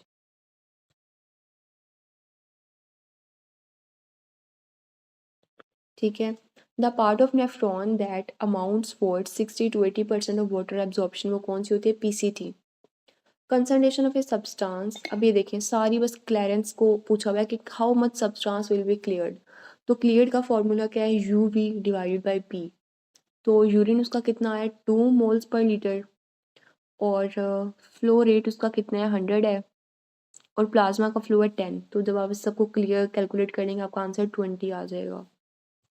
अभी देखिए छोटा सा फॉर्मूला है, अगर आप इसको याद कर लेंगे आपको ये आता होगा, कितना छोटा सा है, बेसिक सा है और ये 2 मिनट के अंदर सॉल्व हो जाएगा अगर आप एग्जाम में करेंगे तो छोटे छोटे फार्मूलाज हैं, यही आपके छोटी सी जो परसेंटेजेस होती है ना, मतलब अक्सर ऐसे एग्जाम में सब पढ़ के जाते हैं लेकिन अक्सर ऐसे होता है कि हमारी छोटी छोटी नेग्लिजेंस से 73 74, मतलब हमने बहुत अच्छा पढ़ा होता है लेकिन ये छोटे छोटे MCQs ना आपको 1 to 2% पे आपकी परसेंटेज पे इफेक्ट डालते हैं। तो आपने हर एक छोटी-छोटी चीज़ को इतने अच्छे से करना है कि वो आप जो चीज़ आपने पढ़ ली है ना, उसके अंदर आपकी गलती नहीं होनी चाहिए। एक न्यू पूल आ गया, आपको वो एमसीक्यूज़ नहीं आता, ठीक है, वो समझ में आता है कि वो एमसीक्यूज़ आपका गलत हो गया। लेकिन जो चीज़ आपने पढ़ी हुई है, वो आपको नहीं आती, तो फिर वो आपकी गलती कंसिडर होती है, ठीक है? तो एग्ज़ाम के अंदर काफ़ी न्यू पूल भी आते हैं, अगर आपके एग्ज़ाम के अंदर बाय चांस हार्ड लक आपके न्यू पूल आ जाता है, तो न्यू पूल वैसे 25% होता ही है। लेकिन जो आपने 75% तो पुराना पूल भी है ना, तो अगर 75% आपने जो पास्ट पेपर से है वो आपने बहुत अच्छे से किया होगा, तो आई थिंक आप पास हो जाते हैं, ठीक है? बाकी न्यू पूल में कुछ तुक्के लग गए तो बंदा पास निकल जाता है, ठीक है? तो आपने जो चीज़ करनी है वो इतने अच्छे से करनी है कि आप उसे एग्ज़ाम में रिप्रोड्यूस भी कर सकें, ठीक है? और वो ऐसी है कि आप फॉर्मूलाज़ अच्छे से रिवाइज़ करें। 149। अच्छा, अब जो रीनल ट्यूबुलर एसिडोसिस होती है ना, ये 3 होती हैं, 1, 2 एंड 4। अब कहते हैं कि जब भी pH of a urine can't be lowered below 5.4 even after giving bicarbs, what is the condition termed as? तो ये रीनल ट्यूबुलर टाइप 1 के अंदर आएगी, ठीक है? ये जब आप फर्स्ट एड करेंगे तो आप बहुत डिटेल से सर आपको करवा देंगे, ये अभी आपको समझ नहीं आएगी ये। तीनों का जब आप डिफरेंस करेंगे ना, और इसकी इंपॉर्टेंट एमसीक्यूज वाला पॉइंट ये है कि रीनल ट्यूबुलर टाइप 4 के अंदर हाइपरकैलेमिया होता है, 1 और 2 में हाइपोकैलेमिया होता है, ये इसका एमसीक्यूज आता है, ठीक है? बाकी आपको इसका पता होना चाहिए कि जो रीनल ट्यूबुलर 1 है ये आई थिंक कोलेक्टिंग डक्ट पे होती है, और जो 2 और 4 है ये पीसीटी के लेवल पे होती हैं। आपको इनका लेवल पता होना चाहिए, और पोटाशियम के, ये 2 एमसीक्यूज आते हैं इसमें से बस। Renin secretion is increased by, renin increase कब होगा? जब हाई पोटाशियम कम होगा। पोटाशियम अब कम क्यों है, इसको कोई एक्सप्लेन कर सकता है? मतलब रेनिन रैस मैकेनिज्म एक्टिवेट क्यों हुआ? इसी कोई एग्जांपल दे सकता है मुझे? अच्छा, इसकी एग्जांपल ये है कि जैसे पोटाशियम कंसंट्रेशन कम है ना, तो इसका मतलब है पोटाशियम बॉडी से लॉस हुआ है। पोटाशियम बॉडी से कैसे लॉस हुआ है? वोमिटिंग के थ्रू, डायरियाज के थ्रू, मतलब कोई भी ऐसी कंडीशन हुई है जिसकी वजह से बॉडी से वाटर लॉस हो चुका है, ब्लड वॉल्यूम कम हो चुका है, तो रेनिन या रैस मैकेनिज्म एक्टिवेट हो जाएगा। बर्न वेरी गुड, बर्न्स भी हो सकती है, हाइपोटेंशन, ठीक है? तो कोई भी ऐसी कंडीशन तो आपके पास क्या आएगा? पोटाशियम कम है तो रेनिन एक्टिवेट हो जाएगा, रैस मैकेनिज्म, ठीक है? यहाँ तक 150 एमसीक्यू सबको क्लियर है? वाइवा ले लें अब हम इसका। आज के लिए आई थिंक एनफ है, क्योंकि आज ना ज़्यादा एक्सप्लेन करने वाले एमसीक्यूज थे, है ना? तो बाकी भी आपने थोड़े थोड़े फर्स्ट एड से किए ना, जब आप फर्स्ट एड सारी कर लेंगे ना, 11:30 तक करवा दूँ? चलें ठीक है, मैं आपको करवा देती हूँ, 50 एमसीक्यूज और कर लेते हैं, ठीक है? क्योंकि जब आप सारी फर्स्ट एड कर लेंगे, डॉक्टर हमजा के लेक्चर कर लेंगे ना, फिर आपको रीनल फिजियोलॉजी बहुत मज़े की लगेगी। फिर आपको हर एमसीक्यूज के पीछे सारे कॉन्सेप्ट आपके क्लियर होंगे, फिर आपको सारे एमसीक्यूज ईजी लगेंगे। चलिए मैं आपको 50 और करवा देती हूँ, ठीक है? 200 तक कर लेते हैं। 151 कहते हैं कि the elevation of renin level it is due to, तो अगर रेनिन का लेवल ज़्यादा है तो ये हमने कर लिया कि अगर एट्रिया का बैरोरिसेप्टर के अंदर स्ट्रेस रिफ्लेक्स कम हो जाएंगे। मिक्चुरेशन, अब ये पहले हम एक्सप्लेनेशन को रीड कर लेते हैं। कहते हैं कि मिक्चुरेशन को कंट्रोल कौन करता है? मैकेनोरिसेप्टर्स ब्लैडर की वॉल के अंदर। मिक्चुरेशन का स्टिमुलेटरी सेंटर अलग होता है, इनहिबिटरी सेंटर अलग होता है। जो उसका स्टिमुलेटरी सेंटर होता है वो पोन्स होता है, इनहिबिटरी सेंटर कौन है? Midbrain. Processing of micturition क्या होती है? Cerebral cortex. मिक्चुरेशन रिफ्लेक्स और इंटेग्रेशन रिफ्लेक्स कौन सा होता है? Sacral segment of spinal cord. Voluntary inhibition कौन करवाता है? पुडेंडल नर्व जब एक्टिवेट हो जाएगी। लेकिन पेन और फीलिंग, अब मैंने बहुत ज़्यादा पानी पी लिया तो मेरे ब्लैडर को जो फीलिंग सेंसेशन है वो कौन देगा? सिंपथेटिक। लेकिन यूरिनेशन के दौरान कौन सा एक्टिवेट हो जाएगा? पैरासिम्पथेटिक। और एक्टिवेशन किसकी होगी? पुडेंडल नर्व की। ये सारे बहुत इंपॉर्टेंट एमसीक्यूज हैं। लो डिपोलराइजेशन अकर इन, लो डिपोलराइजेशन किसके अंदर होती है? हाइपोनेट्रीमिया के अंदर। हाइपोनेट्रीमिया जब कम है तो स्लोप ऑफ एक्शन पोटेंशियल पे इफेक्ट डालती है ना।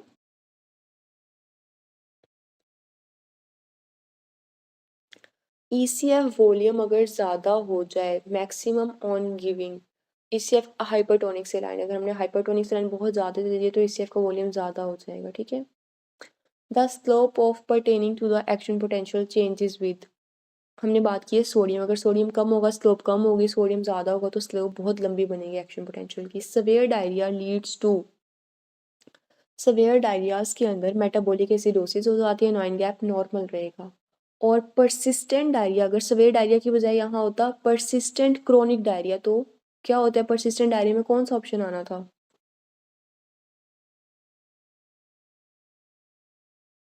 Metabolic alkalosis, very good. The network of arterioles inside the glomerulus, उसे कहते हैं टफ कैपिलरीज, लेकिन इसे बनाता कौन है? Efferent arterioles. 0.5 ग्राम पर डेसीलीटर प्रोटीन किसके अंदर, कौन से फ्लूइड में प्रेजेंट होती है? Lymph. Proliferation of renal system mesangium कर रहा होता है। And increase in the concentration of plasma potassium cause किसके साथ करेगी? Secretion of aldosterone. कैसे? हाइपरकैलीमिया ना, हाइपरकैलीमिया किसका स्टिमुलस है? आल्डोस्टेरोन का। आल्डोस्टेरोन क्या करेगी? सोडियम को रीअब्सॉर्ब करेगी, पोटाशियम को एक्सक्रीट कर देगी, सोडियम को रीअब्सॉर्ब कर देगी। Patient brought in shock in emergency department, successful fluid replacement will be indicated in. आपने बहुत ज़्यादा उसे फ्लूइड लगा दिया है, काफ़ी ज़्यादा नॉर्मल सेलाइन की 2-3 लीटर्स आपने रिप्लेस कर दिया, आपको लगा था कि वो शॉक में जा रहा है, बीपी लेस पल्स लेस था वो, तो अब आपने उसे फोली बैग लगा दिया, एनजी पास कर दी, आईवी लाइन पास कर दी, फ्लूइड्स लगा दिए, तो यूरिन आउटपुट कितना मिनिमम होना चाहिए? 0.5 लीटर या 500 ml। जब इतना यूरिन, जब आप फोली बैग के अंदर यूरिनरी बैग के अंदर आप देखेंगे कि यूरिन आउटपुट आ गया है, तो आपको पता चलेगा कि आपने सक्सेसफुली पेशेंट को रिवाइव कर लिया। अगर यूरिन नहीं आता, अब एक दिन 24 आवर्स गुजर के यूरिन आउटपुट नहीं आ रहा है, इसका मतलब है जो पेशेंट है वो हाइपोवॉल्मिक शॉक की वजह से AKI में चला गया, एक्यूट किडनी इंजरी हो गई है। तो यूरिन आउटपुट इसलिए इंपॉर्टेंट है। ए patient is suffering from severe diarrhoea, potassium infusion given. Potassium cell के अंदर कौन से चैनल के थ्रू जो आता है? सोडियम पोटाशियम पंप के थ्रू। फिर नेक्स्ट हमने कर लिया है, A man drinks 2 liters of water to replenish the fluid lost by sweating during a period of exercise compared with the situation prior to the period of sweating। तो sweating होने से पहले क्या situation थी? उसका इंट्रासेलुलर फ्लूइड का volume ज़्यादा था तभी तो वो लॉस हुआ है, अगर होता ही ना तो वो स्वेटिंग ही ना होती। Diabetic patient has increase urination and frequency due to decrease glucose absorption, क्योंकि उसकी ये अभी मैंने एक्सप्लेन किया ना आपको कि अगर ग्लूकोज एब्जॉर्ब ही नहीं हो रहा, अब किडनीज पीसीटी कहेगा कि अब तो मैं ग्लूकोज को एब्जॉर्ब नहीं करा, तो वो सारा यूरिन के अंदर निकालना शुरू हो जाता है, ठीक है। तो इसमें पोलीयूरिया, पोलीडिप्सिया, तो सारी चीज़ें डायबिटिक पेशेंट में ज़्यादा होती हैं। ग्लूकोज एब्जॉर्ब नहीं होगा, यूरिन के अंदर आना स्टार्ट हो जाता है, इसीलिए तो कीटोन्स पॉजिटिव आते हैं। In hypertensive patient what is cause of oedema? Oedema का कॉज हाइपरटेंशन के अंदर हमेशा हाइड्रोस्टैटिक प्रेशर ज़्यादा होता है, ठीक है। पोटाशियम डिप्लीशन में कॉज क्या करवाती है? राइज इन प्लाज्मा बाइकार्बोनेट, ठीक है। Hyper aldosteronism associated with all condition except delta metabolic acidosis. In burn patient succinylcholine is not given due to which one of the following effect, क्योंकि hyperkalaemia करवा देते हैं, malignant hypothermia हो जाएगा ना। Kidney changes in hypovolemic shock include acute tubular necrosis, renal capillary filtration, तो ये decrease हो जाते हैं, कैपिलरी फिल्ट्रेशन जो है ना वो डिक्रीज हो जाती है डिहाइड्रेशन की कंडीशंस में। सीरम सोडियम को रेगुलेट कौन करता है? ऑस्मोरिसेप्टर्स। हाईएस्ट सोडियम चैनल कंसंट्रेशन किसके अंदर होते हैं? नोड्स ऑफ रेन वायर के ऊपर होते हैं। Sodium major extra cellular fluid cation है, इट इज मोस्टली बैलेंस, कौन सा एनायन से बैलेंस करता है? Chloride, sodium chloride. Dialysing fluid में ज़्यादा क्या होता है? Glucose A is greater than B। अगर पिछले ऑप्शन के अंदर पिछले MCUs में ग्लूकोज नहीं था तो हमने बाइकार्ब्स को चूज़ किया था। 0.85% ऑफ सेलाइन कॉन्टेन, उसमें कितने परसेंट NaCl है? 850 mg। अगर सेलाइन है तो 100 ml के अंदर इतना होता है 850 mg। Maximum renal tubular transport TM जो मैक्सिमम होता है, इट इज़ फॉर लैक्टेट। ये इसकी ना सीक्वेंस होती है, एसकेज अगर आप करेंगे ना उसके अंदर इसकी सीक्वेंस बहुत अच्छी दी हुई है कि आपने कौन सा ऑप्शन प्रेफर करना है। Protein does not appear in urine because of basement membrane, basement membrane के ऊपर क्या होता है? नेगेटिव चार्ज होता है। इन सवेयर डिहाइड्रेशन के अंदर क्या होता है? पूरी बॉडी फ्लूइड के अंदर, होल बॉडी का फ्लूइड कम हो जाता है। COPD के अंदर हमेशा क्या होता है, एक तो रेस्पिरेटरी एसिडोसिस होती है, इतना तो कंफर्म है। का पार्शियल प्रेशर ऑफ ऑक्सीजन कम हो गई है, बाइकार्बोनेट ज़्यादा हो गया है, कार्बन डाइऑक्साइड ज़्यादा है, पीएच कम है, तो ये अच्छा। टाइप 2 रेस्पिरेटरी फेलियर और टाइप 1 में क्या होता है? टाइप 1 में ऑक्सीजन कम होती है, टाइप 2 के अंदर हमारे पास ऑक्सीजन कम होती है और कार्बन डाइऑक्साइड ज़्यादा होना स्टार्ट हो जाती है, इसे कहते हैं टाइप 2। अब इसमें कार्बन डाइऑक्साइड ज़्यादा होना शुरू हो गई है ना, ऑक्सीजन कम होना शुरू हो गया है, हाइपोक्सिया एंड हाइपरकैप्निया दोनों होती हैं। तो ये टाइप 2 रेस्पिरेटरी फेलियर आएगा विद अनकम्पनसेटेड रेस्पिरेटरी एसिडोसिस। अनकम्पनसेटेड क्यों? क्योंकि इसकी पीएच एसिडिक साइड पे है। इंट्रासेलुलर बफर इसमें से कौन सा है? प्रोटीन। एडीएच को इनहिबिट कौन करेगा? Alcohol. Which one is passively absorb from renal tubules? Chloride. जो कैल्शियम होता है, मैग्नीशियम होता है और क्लोराइड होता है, ये पैसिवली एब्जॉर्ब कर लिए जाते हैं, इनके लिए कोई इतने चैनल्स नहीं होते। Contraction of smooth muscles by ADH, anti diuretic hormone. What are present at thin loop of Henle. Thin loop of Henle के ऊपर फ्लैट एपिथेलियम होती है। Urine flow rate 1 ml per minute. Lowers osmolarity किसके अंदर present होती है? DCT के अंदर। For a substance GFR 125 mg per ml, transport maximum 125 mg per minute, plasma concentration 200 mg per 100 ml। अब फिल्ट्रेशन को कैलकुलेट करना है, रीएब्जॉर्प्शन और एक्सक्रीशन ऑफ ए सब्सटेंस, इसका फॉर्मूला आना चाहिए, ठीक है। फिल्ट्रेशन को कैसे मेजर करेंगे? GFR multiplied by plasma concentration, answer आ जाएगा 250। एक्सक्रीशन को आपने क्या करना है? Filtration minus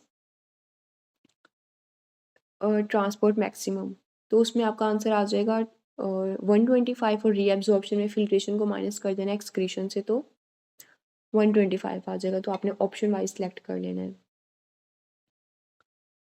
formation of interstitial fluid increase with decrease in plasma colloid osmotic pressure, ऊपर इन्वर्सली प्रोपोर्शनल होता है ये भी। GFR डिक्रीज कब होगा? अगर यूरिनरी ऑब्स्ट्रक्शन हो जाती है, स्टोन है यूरेटर के अंदर। Zinc is important essential element in one of the following. Zinc किसके अंदर इंपॉर्टेंट है? कार्बोनिक एनहाइड्रेस के अंदर। Renin is inhibited by vasopressin. ADH इसको इनहिबिट करता है। चलो यहाँ तक 200 MCQ सबको क्लियर है? आई थिंक अब इसका वाइवा ले लेते हैं, आज के लिए इतने एनफ हैं, ठीक है। यहाँ तक सबको क्लियर है? कोई MCQs रिपीट तो नहीं करने वाला? चलिए आपने आंसर कर देना, बस 5 मिनट में हम वाइवा लेते हैं, ठीक है। मुझे ये बताएं कि renin is secreted by peritubular capillaries, PCT, Bowman capsule, JJ cells या पैरा कैपिलरीज? रेनिन को कौन सिक्रेट करता है? JJ cells. और इथ्रोपोइटिन को कौन सिक्रेट करता है? Erythropoietin it is secreted from which cells? Pericapillary cells, interstitial cells of kidney, mesangial cells, JJ cell या paramesangial cells? Peritubular capillary cells. Short transient action of angiotensin 2 is which one of these? Thirst, vasoconstriction, salt retention, aldosterone release या vasodilation? Vasoconstriction. Which hormone maintain water and electrolytes? Angiotensin 2, aldosterone, TSH, ADH या cortisol? Aldosterone. Which hormone works on the kidney? ACTH, aldosterone, cortisol या growth hormone? Aldosterone. Kidney activates किसको activate करती है? Erythropoietin को, कोलिकाल्सिफेरोल को, rennin को या angiotensin को? कोलिकाल्सिफेरोल को, ठीक है। Which part of nephron is impermeable to water? PCT, thick ascending loop of Henle, descending loop of Henle, cortical collecting duct या collecting duct?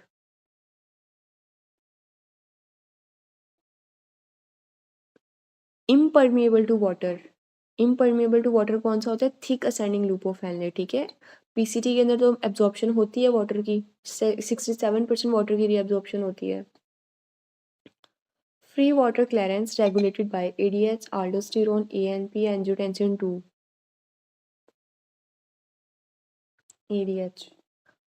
Fluid of choice for third space fluid loss is 5% dextrose water, normal saline, 10% dextrose water या ringer lactate? Ringer lactate. Which one decreases the plasma osmolarity, aldosterone, ADH, ANP या cortisol?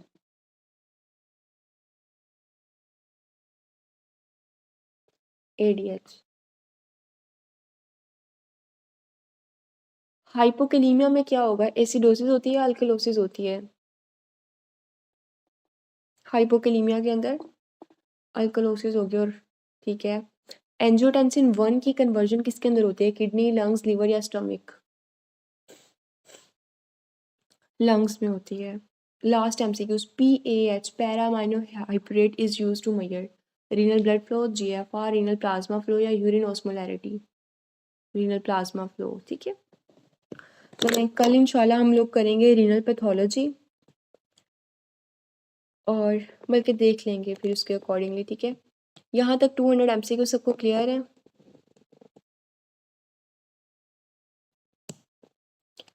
कोई question तो नहीं है भी, इसके बाद बस क्लास वाइंड अप करते हैं। कोई क्वेश्चन है तो क्या बताना था मैंने, कोई क्वेश्चन है तो आप पूछ लें। रीनल आपने ऐसे करनी है, वो मैंने साथ साथ ऐसे काफ़ी एक्सप्लेन कर दिया है। रीनल फिजियोलॉजी जो इतनी ज़्यादा इंपॉर्टेंट है कि एमसी एग्ज़ाम में इसमें से ना मैक्सिमम कैलकुलेशन वाले MCQs आते हैं। एक तो आपने इसके सारे फार्मूलाज अच्छे से कर लेने हैं, कैलकुलेशन की कैलकुलेशंस अच्छे से कर लेनी है, फार्मूलाज, डेफिनेशंस, नेफ्रॉन वाली जो पिक्चर्स बनी हुई हैं वो बहुत, इतनी जितनी आप डिटेल से उसे कर सकते हैं। मेटा ABGs वाले टॉपिक में से 4-5 MCQs ABGs के आ जाते हैं एग्जाम में, और वो मतलब एक दफ़ा आपको समझ आ गए तो आपके सारे ठीक हैं, आपको कॉन्सेप्ट क्लियर नहीं है तो आपके सारे गलत हैं। ABGs ये वाला टॉपिक है। ठीक है, और फेनकनी सिंड्रोम, बार्टर, जिटलमैन, ये वाली सारी चीज़ें। ठीक है, नेफ्रिटिक है, नेफ्रोटिक है, वो तो आगे रीनल पैथोलॉजी वो मोस्ट प्रोबेबली आपको आती होगी। ठीक है, रीनल फिजियोलॉजी कॉन्सेप्चुअल है, बाकी जो रीनल पैथोलॉजी है वो आप लोग फाइनल ईयर तक कहीं ना कहीं पहले से करके आए हो, उसका आपको आइडिया होगा। उसके भी आपने टेबल्स अच्छे से करने हैं, नेफ्रिटिक और नेफ्रोटिक वाला। उसमें छोटी छोटी चीज़ें कि SLE किस में होगी, वो जब आप पैथोलॉजी जब हम करेंगे मैं आपको पैथोलॉजी की इंपॉर्टेंट पॉइंट्स बता दूंगी। ठीक है, रीनल फिजियोलॉजी में नेफ्रॉन वाला पार्ट, ABGs वाला पार्ट, कैलकुलेशन, डेफिनेशन, मेन ये है। रफ़ी के डॉक्टर हमज़ा के लेक्चर बहुत अच्छे से लें और इसके पल्स पॉइंट बहुत अच्छे से कर लें। बहुत सारे MCQs आपके आ जाने हैं यहाँ से AA के पल्स पॉइंट से। ठीक है, और एग्ज़ाम के टाइम जब आप रिविजन्स करेंगे ना, तो रीनल फिजियोलॉजी, रेस्पिरेटरी फिजियोलॉजी, आप इनके MCQs भी रिवाइज करेंगे साथ। पल्स पॉइंट तो आपने करने ही करने हैं। ठीक है, बस आप फर्स्ट एड अच्छे से करें। और ये इंपॉर्टेंट टॉपिक है डॉक्टर हमज़ा के, आपने रफ़ी के लेक्चर्स भी अच्छे से लेने हैं। डॉक्टर हमज़ा रीनल बहुत अच्छी करवाते हैं क्योंकि कॉन्सेप्ट है ना, वो कॉन्सेप्ट को बहुत अच्छे से एक्सप्लेन करते हैं, फिर वो एक दफ़ा आपके माइंड में बैठ जाएगा तो आपके MCQs इंशाल्लाह सारे ठीक होंगे रीनल के। यहाँ तक कोई और क्वेश्चन है तो आप लोग पूछ सकते हैं।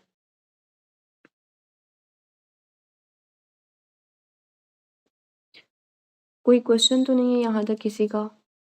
चलें ठीक है, ओके, टेक केयर, अल्लाह हाफिज़।